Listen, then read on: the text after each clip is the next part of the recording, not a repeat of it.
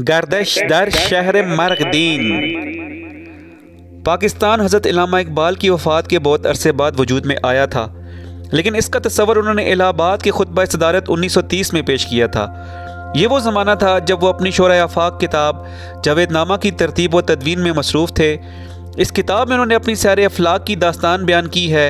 वह इस सैर में फ़लक मरीख़ शहर मरगदीन में पहुँचते हैं। जिस तरह ये शहर और वादियाँ तस्वुराती हैं, इसी तरह उनके नाम भी हज़रत इल्लामा के ख़ुद ही तख्लीक किए हुए हैं। मरगदीन का नाम इस हकीकत की तरफ रहनुमाई करता है कि ये सरसब्ज़ व शादाब बस्ती का नाम है जिसका निज़ाम दीन की बुनियाद पर इस्तवार है।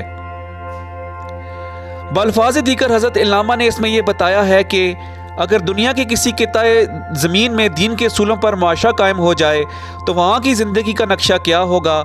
चुनांचे हज़रत इल्लामा ने पाकिस्तान की तजवीज़ इसीलिए की थी कि यहाँ के रहने वाले मुसलमान अपनी ज़िंदगी को कुरानी निज़ाम के मुताबिक बसर कर सकें। इसलिए जो कुछ उन्होंने मरगदीन के मुतल्लिक़ कहा है, इससे उनका मकसूद इस पाकिस्तान का मुआशरती नक्शा था जो उस ज़माने में उनके जहन में गर्दिश कर रहा था। चुनांचे इस दास्तान का उन्वान ही उन्होंने गर्दिश दर शहर मरगदीन तजवीज़ किया था।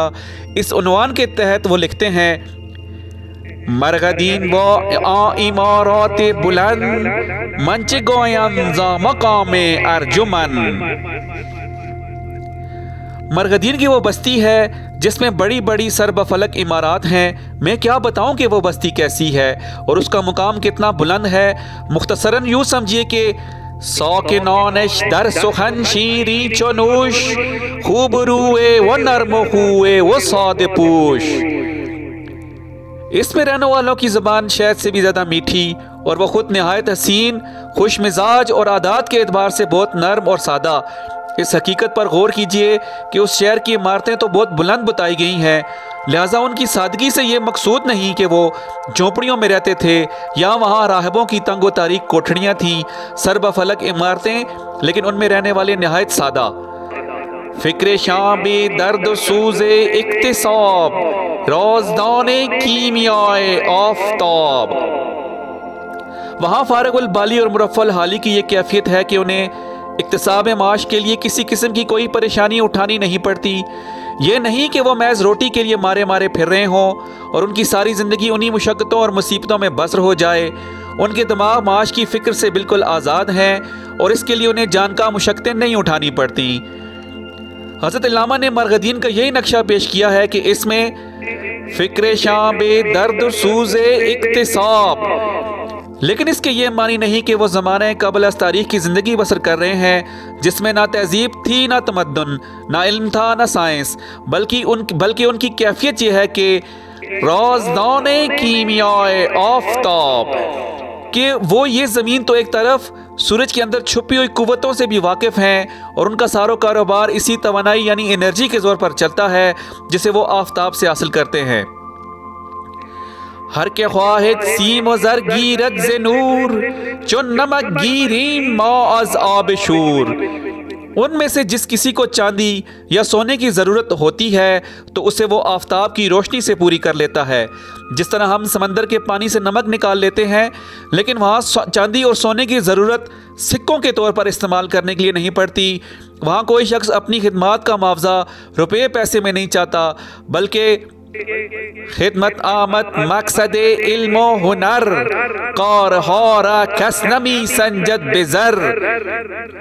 वहाँ इल्म और हुनर दोनों का मकसद ये है कि उनसे खलकत की खिदमत की जाए, ना ये कि उन्हें बेच कर दौलत कमाई जाए, क्योंकि दौलत कमाना किसी के पेश नज़र ही नहीं, इसलिए वहाँ सिक्कों का वजूद ही नहीं। कज़ दीनारो दरम आगाह नीस्त इन बुताने राह हरम हा राह नीस्त। वहाँ कोई जानता ही नहीं कि दीनार किसे कहते हैं और धर्म क्या होते हैं। हकीकत यह है कि धर्म और दीनार वो बुत हैं जो बातिल निज़ाम ज़िंदगी के तराशीदा हैं। जो निज़ाम खुदा के कवानीन पर मबनी हो उसमें इन माबूदान बातिल का कोई दखल नहीं हो सकता। सही निज़ाम ज़िंदगी में दौलत जमा करने का तस्वर ही नहीं आ सकता, इसलिए वहाँ सिक्कों की ज़रूरत क्या है। ऊपर कहा गया कि वो लोग साइंस में इतनी तरक्की कर चुके हैं कि उनके तमाम कारोबार इसी तवानाई के ज़ोर पर चलते हैं जिसे वो सूरज से हासिल करते हैं। इसका नतीजा ये है कि बरतबीयत देव माशीन चीर नीस्त आसमा हा अज दुखाने हा तीर नीस। न सिर्फ यही कि उनकी फ़िज़ा मशीनों के धुएं से पाक व साफ़ रहती है, बल्कि उनकी तबीयतों पर भी उनके गलबे और तसल्लुत का कोई असर नहीं। हमारा ये ज़माना मशीनों का ज़माना कहलाता है। इसके ये मानी नहीं कि हमारी सनत व हिरफत में मशीनें आम हो गई हैं, बल्कि ये कि बुनियादी तौर पर हमारी सारी ज़िंदगी मैकेनिकल हो गई है। इस दौर में ख़ुद इंसान को एक मशीन से ज़्यादा हैसियत नहीं दी जाती और बामी मामलात और बर्ताव भी एक फ़र्द दूसरे फ़र्द से इसी तरह मिलता है जिस तरह मशीन का एक पुर्जा दूसरे पुर्जे के साथ मिलकर काम करता है। इससे ज़्यादा उन्हें आपस में कोई ताल्लुक़ नहीं होता और इसी मशीनी अंदाज़ ज़िंदगी का असर इतनी दूर तक चला गया है कि मियाँ बीवी, बाप बेटा, बहन भाई तक में भी इंसानियत का रिश्ता नहीं बल्कि महज मशीनी रिश्ता बाकी रह गया है। मरगदीन में बामी ताल्लुकात की ये कैफियत नहीं। इसके बाद लिखते हैं कि सख्त कश दे कांच रागश रोशनास्त आज निहाबे दे खुदाया एमनास्त। वहाँ का किसान बहुत मेहनती है, लेकिन उसकी मेहनत मजबूरी की नहीं, वो अपनी खुशी से मेहनत करता है और बहुत मुरफ़ाउल हाल है। उसके घर में खुशी के चिराग जलते हैं। उसकी वजह यह है कि वहाँ ये सूरत नहीं कि ज़मींदार ज़मीन का मालिक हो और काश्तकार ज़मीन में खेती बाड़ी करे। काश्तकार सारा साल लहू पसीना एक करके फसल तैयार करे और ज़मींदार उसका हासिल ले जाए और काश्तकार उसके रहमो करम पर हो। ना ही वहाँ ये कैफियत है कि पानी की बारियों पर किसानों के लड़ाई झगड़े हों और वो थानों और कचहरियों में मुसीबतें भुगतते फिरें।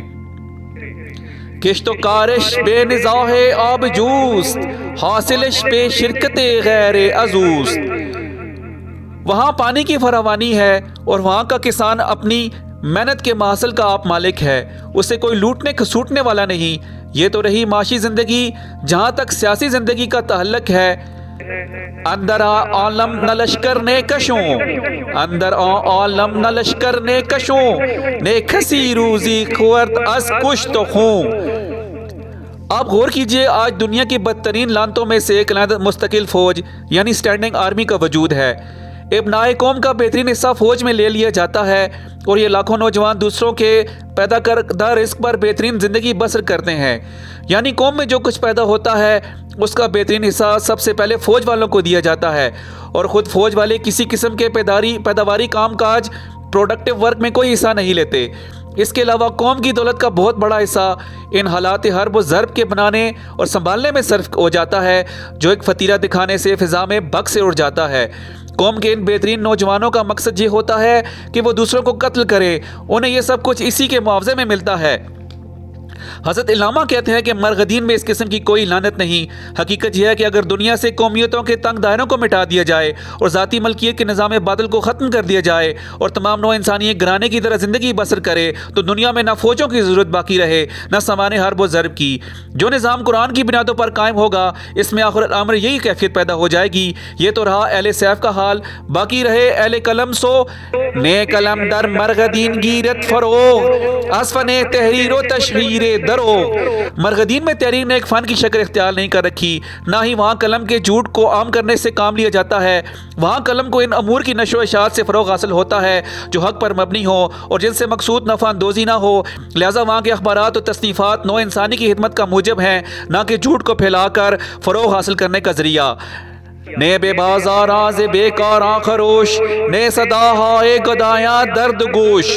हमारे गलत माशरे में इन लोगों का एक मुस्तकिल तबका होता है जिन्हें काम नहीं मिलता या जो काम किए बगैर दूसरों की मेहनत पर जीते हैं। जो लोग काम काज में मसरूफ़ रहते हैं उन्हें इसकी फुर्सत ही नहीं होती कि वो हंगामे बर्पा करते रहें। इसलिए मरगदीन में हंगामों का शोर कहीं सुनाई नहीं देता जिन्हें हमारे यहाँ बेकार लोग बर्पा करते रहते हैं। ना ही वहाँ कोई भिखमंगा नजर आता है जिसकी आवाज़ दर्द गोश बने। ये तो था वो नक्शा जो इकबाल ने अपनी आंखों से देखा।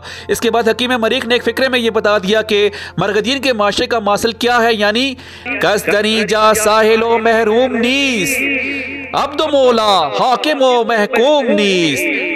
उसने कहा कि हमारे यहाँ कोई शख्स अपनी ज़रूरियात ज़िंदगी से महरूम नहीं रहता, इसलिए कोई किसी का मोहताज नहीं होता। और जब कोई किसी का मोहताज नहीं होता तो फिर ना कोई किसी का ग़ुलाम होता है, ना कोई ग़ुलामों का आका, हत्ता कि ना यहाँ कोई हाकिम है और ना महकूम। खुदा ने जो गैर मुतबद्दिल कवानीन अता फरमा दिए हैं सब उसी के ताबे ज़िंदगी बसर करते हैं और कोई इंसान किसी इंसान पर हुकूमत नहीं करता। यही कुरानी तालीम का मकसूद व मुंतहा और यही इस्लामी दस्तूर व आइन का महासिल व लुब लुबाब है। यह नक्शा इस माशरे का जिसके लिए हज़रत इलामा चाहते थे कि मुसलमानों को हिंदुस्तान में एक कित्ता ज़मीन मिल जाए। इनके जहन में नक्शा ये था कि इस कित्ता ज़मीन में मुसलमान कुरानी आयन के मुताबिक माशरा कायम करें और इस माशरे की कैफियत ये हो जिससे उन्होंने मरगदीन के माशरे के नाम से ताबीर करके जावेदनामा में पेश कर दिया। इलामा इकबाल ने इसी जावेदनामा में इलामा जमालुद्दीन अगवानी की ज़बानी बताया है कि हुकूमत इलाही के ख़त व खाल क्या होते हैं। वो कहते हैं कि इस हुकूमत में इंसान सिर्फ कवानीन खुदाबंदी का महकूम होता है। ऐसे इंसान को बंदा हक कहते हैं और बंदा हक बी नियाज एज हर मकाम नी गुलाम ऊराना ऊ कसरा गुलाम बंदा हक मर्द आज़ाद अस्त बस मुल्क व आइनश खुदादाद अस्त बस रस्म राहो दीन व आइनश से हक जिश्त व खूब व तलख नोशीनश से हक। इस हुकूमत के आयन व दस्तूर की बुनियादें वही खुदाबंदी पर होती हैं जो अपनी जगह पर अटल और गैर मुतबद्दिल हैं। वहाँ तमाम मामलात के फैसले उसी की रोशनी में होते हैं। बंदा हक की मोहब्बत भी हक के लिए होती है और मुखालिफत भी हक के लिए। इसके मुकाबले में इंसानों के खुद साख्ता निज़ाम की बुनियाद तनहा अक्ल पर होती है और अक्ल और वही में फ़र्क यह है कि अक्ल खुद भी गाफिल अज़ बहबूद गैर सूद खुद बीनत न बीनत सूद गैर वही हक बेनिंदाए सूदे हमें दर निगाह सूद व बहबूदे हमें। अक्ल सिर्फ इस फर्द या इस कौम के मफाद को देख सकती है जिसकी वो अक्ल है। वो इसके सिवा किसी दूसरे के मफाद का ख्याल नहीं रख सकती। इसके बरअक्स वही के कवानीन चूँकि इस खुदा की तरफ से मिलते हैं जो रब्बुल आलमीन यानी तमाम नौ इंसानी को नशो नमा देने वाला है, इसलिए उसकी निगाह में तमाम इंसानों का मफाद यकसां तौर पर होता है। लिहाजा जिस निज़ाम की बुनियाद वही के गैर मुतबद्दिल कानून पर होगी उसका मकसूद तमाम नौ इंसानी की नशो नुमा होगा और यही हुकूमत इलाही की बुनियादी खुसूसियत है। इसके अलावा इसकी खुसूसियत यह है कि आदिल अंदर सुलह हो हम अंदर मसाफ वस्ल फस्लश ला यराई ला यखाफ। बंदा हक मैदान जंग में हो या सुलह की कॉन्फ्रेंस में हर जगह उसके पेश नज़र अदल इंसाफ होता है। वो ना किसी पर जुल्म करता है ना अपने आप पर जुल्म होने देता है। वो कटता इससे है जो हक की मुखालफत करता है और अपना रिश्ता पेवस्त उससे करता है जो हक की हिमायत करता है। इसमें ना वो किसी की रियायत करता है ना वो किसी से खौफ खाता है। यही है वो बुनियादी हकीकत जो हुकूमत खुदाबंदी के अंदर जलवा बार होती है। इसी किस्म की हुकूमत थी जिसे इलामा इकबाल पाकिस्तान की शक्ल में देखना चाहते थे और आज हर वो शख्स देखना चाहता है जिसने पाकिस्तान के असूल में इस नक्शे को पेश नज़र रखा था।